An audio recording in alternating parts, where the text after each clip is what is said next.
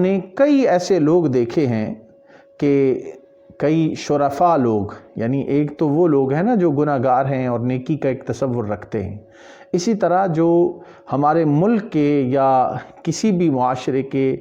شرفا ہوتے ہیں ان کے بھی کئی طبقات ہیں اور ان کے ہاں بھی نیکی کا تصور مختلف ہے۔ مثلا اگر ہم اپنے کاروباری حضرات کا جائزہ لیں تو کاروباری حضرات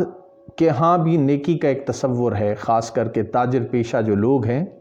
وہ نیکی کے کاموں میں، مساجد کی تعمیر میں اور مدارس کے بچوں کی ضروریات کو پورا کرنے کے لیے بہت خرچ کرتے ہیں۔ لیکن بدقسمتی یہ ہے کہ جب وہ اپنے کاروبار کی طرف جاتے ہیں تو اس کے اندر ملاوٹ کرتے ہیں، ذخیرہ اندوزی کرتے ہیں، ناجائز طریقے سے منافع اٹھاتے ہیں، بلیک مارکیٹنگ کرتے ہیں، سمگلنگ کرتے ہیں، ذخیرہ اندوزی کرتے ہیں۔ یہ سارے معاملات وہ کرتے ہیں، مگر اس طرف توجہ نہیں جاتی کہ یہ بھی دین کا حصہ ہے کہ انسان اپنے آپ کو ان برے کاموں سے بچائے۔ وہ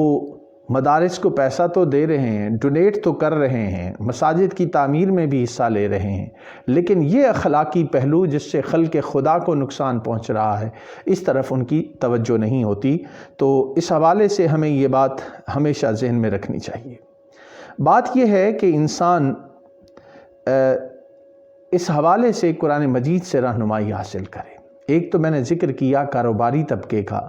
اسی طرح ہمارے ہاں ایک جدید تعلیم یافتہ طبقہ بھی ہے، اور وہ ان کا خیال یہ ہے کہ اصل نیکی یہ ہے کہ انسان اپنے فرائض منصبی کو صحیح طور پر ادا کرے، باقی رہا نماز، روزہ، حج، زکوٰۃ یا اس طرح کے معاملات جو ہیں یہ انسان کے نجی اور ذاتی معاملہ ہے، اس میں ہمیں نہیں پڑھنا چاہیے۔ یہ جو پڑھا لکھا طبقہ یہ بات کرتا ہے کہ فرائض منصبی کو ادا کیا جائے، باقی نماز، روزہ اور یہ جو معاملات ہیں اس طرف یہ انسان کا پرائیویٹ افیئر وہ قرار دیتے ہیں، تو بات یہ ہے کہ دیکھیے قرآن پاک نے ہمیں نیکی کا ایک بڑا جامع تصور دیا ہے، اور اس جامع تصور کو ذہن میں رکھ کے ہی ہم فلاح کی طرف اور کامیابی کی طرف جا سکتے ہیں۔ یہ بات ہمیں ہمیشہ اپنے پیش نظر رکھنی چاہیے کہ ہماری زندگی تب ہی بدل سکتی ہے جب ہم صحیح معنوں میں قرآن پاک کی ان تعلیمات پر عمل کریں۔ یہ نہیں کہ ہماری کردار میں، ہماری ذات میں تضادات پائے جائیں، نیکی بھی ہو اور بدی بھی ہو۔ قرآن پاک نے تقویٰ کا اور نیکی کا معیار یہ دیا ہے کہ ہم نے اپنے آپ کو ان تمام پہلوؤں کے حوالے سے اپنے آپ کو بہتر بنانا ہے، اور جب تک یہ صحیح معنوں میں ہم اپنے اندر کا نفاق عملی طور پہ ختم نہیں کرتے اس وقت تک وہ لذت ایمان کی ہمیں نصیب نہیں ہو سکتی، اعمال صالحہ کی وہ لذت ہمیں نصیب نہیں ہو سکتی، کیونکہ پارشلی ہم اسلام کی تعلیمات پر عمل کر رہے ہوتے ہیں۔ قرآن مجید نے تو ایک مقام پر یہ بات بھی کہی کہ وہ کچھ آیات پر ایمان لاتے ہیں اور کچھ کا انکار کرتے ہیں، یعنی کچھ چیزیں ان کی پریکٹس میں ہوتی ہیں اور کچھ چیزوں کو وہ نظر انداز کر دیتے ہیں۔ علامہ اقبال کی وہ بات میں یہاں کہنا مناسب سمجھتا ہوں جو اقبال نے کہا کہ شوق تیرا اگر نہ ہو میری نماز کا امام، میرا سجود بھی حجاب، میرا قیام بھی حجاب۔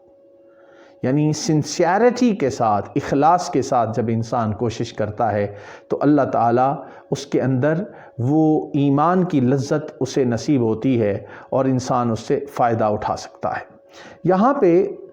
غور و فکر کرنے کی جو بات ہے کہ انسان اپنے قلبی سکون اور اطمینان قلب کے لیے وہ اللہ تعالیٰ کے ان احکامات کو مد نظر رکھے اور نیکی کے اس جامع تصور کو اپنائے جس کا یہاں پہ ذکر ہوا ہے۔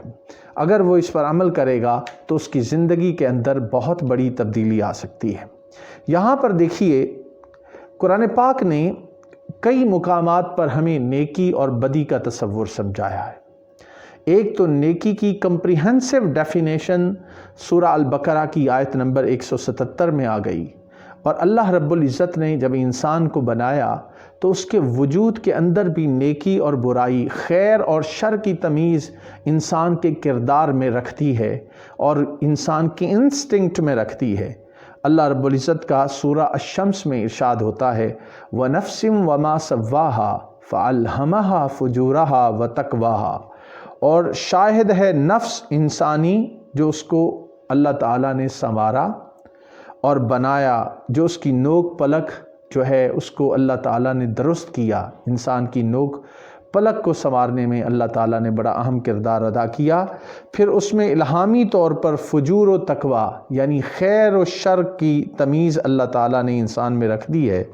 یہ وہ چیز ہے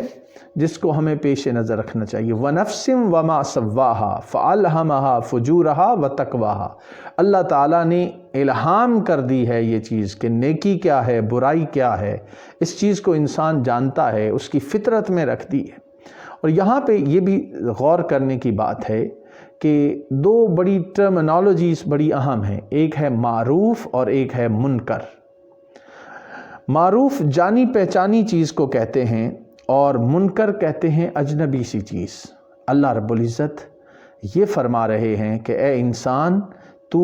معروف چیز کو، جو جانی پہچانی چیز ہے اس کو اختیار کر، اور جو اجنبی چیز ہے اس سے اپنے آپ کو بچا لے۔ یہ وہ قرآن پاک کا سبق ہے جو ہمیں پیش نظر رکھنا چاہیے، اور اس بات کی طرف بھی انسان کو توجہ دینی چاہیے کہ انسان اپنے اندر اخلاص پیدا کرے۔ کوئی بھی نیکی کا کام ہے یا کوئی بھی وہ عمل کرتا ہے اس سے پہلے اپنی نیت کو درست کرے، کیونکہ حضور علیہ السلام کا بڑا واضح فرمان ہے جسے حضرت عمر ابن خطاب رضی اللہ تعالیٰ عنہ نے روایت کیا کہ نبی اکرم صلی اللہ علیہ وسلم نے فرمایا انما الاعمال بالنیات وانما لکل امرئ ما نوی، کہ اعمال کا دار و مدار تو نیتوں پر ہے۔ انسان نے جس نیت سے کوئی کام کیا ہوتا ہے اللہ رب العزت اس کو اسی طریقے سے ڈیل کرتا ہے اور اس کا وہی عمل اس طریقے سے لیا جاتا ہے۔ ایک اور حدیث پاک میں ارشاد ہوتا ہے نیت المؤمن خیر من عملہ،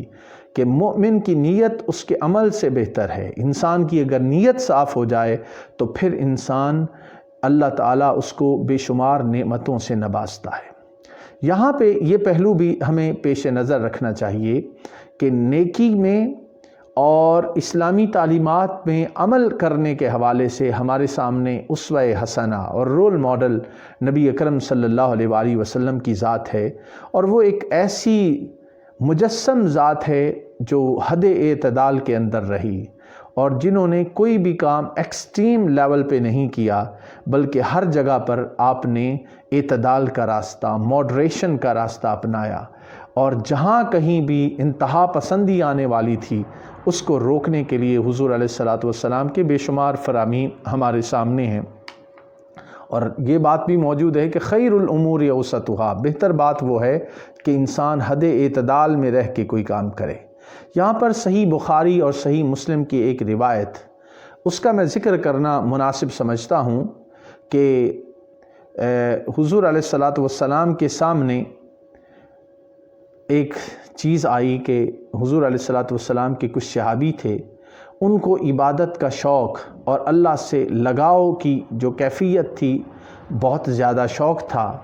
اور حضور علیہ السلام کی شان کو اور بلند مقام کو دیکھتے تو انہوں نے عہد کیا کہ وہ نیکی میں اور تقوی اور پرہیزگاری کے کاموں میں ایکسٹریم لیول پر جائیں۔ اس کا ذکر ہے بخاری اور مسلم میں۔ ایک صحابی نے کہا کہ میں تو پوری رات نفلی نماز میں گزار دوں گا، کبھی ناغہ نہیں کروں گا۔ دوسروں نے کہا کہ میں ہمیشہ روزہ رکھوں گا، کبھی ناغہ نہیں کروں گا۔ پھر ایک اور صحابی تھے، انہوں نے کہا کہ میں اپنا گھر نہیں بساؤں گا، یعنی کبھی شادی نہیں کروں گا کہ اس میں انسان کی مصروفیت ہوتی ہے اور وہ اللہ کی عبادت سے دور چلا جاتا ہے۔ جب حضور علیہ السلام کو ان تین صحابہ کے اس عمل کی خبر پہنچی تو آپ اس پر ناراض ہوئے اور تشریف لائے، اور آپ نے فرمایا کہ میں تم میں سے ہر ایک سے زیادہ اللہ تعالیٰ سے ڈرنے والا ہوں۔ یعنی حضور علیہ السلام نے ان سے خطاب کیا کہ میں تم لوگوں سے زیادہ اللہ تعالیٰ سے ڈرنے والا ہوں، لیکن میں رات کو سوتا بھی ہوں اور نفلی نماز بھی ادا کرتا ہوں۔ یہ ہے وہ حد اعتدال جو ہمیں حضور علیہ السلام کی زندگی سے معلوم ہوتی ہے۔ میں نفلی روزے بھی رکھتا ہوں اور ناغہ بھی کرتا ہوں، میں نے شادیاں بھی کی ہیں اور میرے عقد میں متعدد ازواج بھی ہیں۔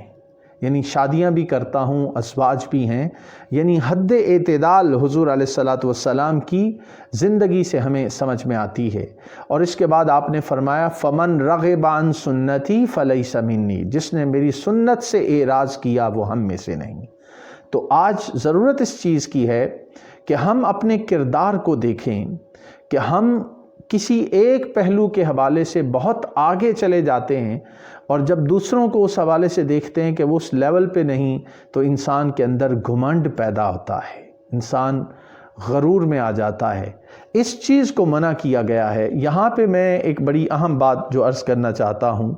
کہ انسان اگر کثرت سے روزے رکھتا ہے تو وہ روزہ نہ رکھنے والوں کو حقیر نہ سمجھے۔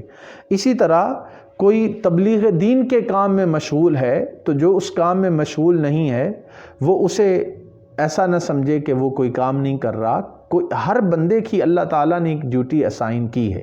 اور حدیث پاک سے یہ بات معلوم ہوتی ہے کہ حضور علیہ السلام نے فرمایا فَكُلُّ مُيَسَّرٌ لِمَا خُلِقَ لَهُ، جس مقصد کے لیے انسان کو پیدا کیا جاتا ہے وہ اس کے لیے آسان کر دیا جاتا ہے۔ کوئی درس و تدریس میں مشغول ہے، کوئی وعظ و تبلیغ میں مشغول ہے، کوئی اللہ کے ذکر میں اور عبادت میں لگا ہوا ہے،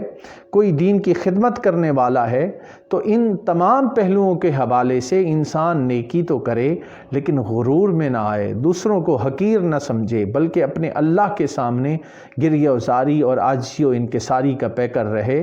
یہ بات ہمیں حضور علیہ الصلاۃ والسلام کی زندگی سے معلوم ہوتی ہے اور آپ کی تعلیمات سے معلوم ہوتی ہے۔ یہاں پہ ایک بڑا اہم